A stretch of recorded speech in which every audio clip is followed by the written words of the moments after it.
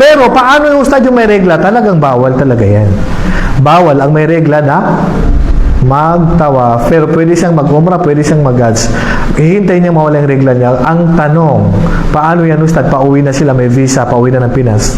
Pauwi na sa lugar. Siyempre biglang dumating yung regla niya. Paano gagawin? Pag wala ng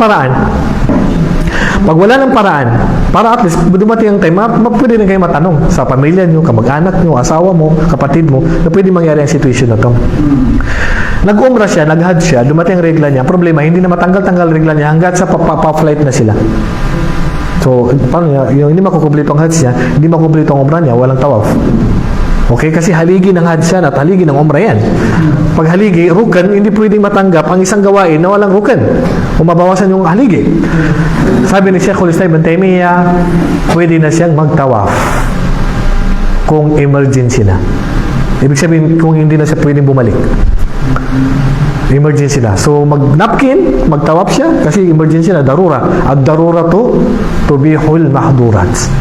Ang emergency ay pinahihintulutan na ang bagay na ipinagbabawal. Okay? Tulad din ng baboy. Ang baboy harap. Pagka wala ka na makain, pwede ka lang kumain. Pero, yung emergency lang, yung gagamot lang sa gutom, huwag kang magbaon. Oo.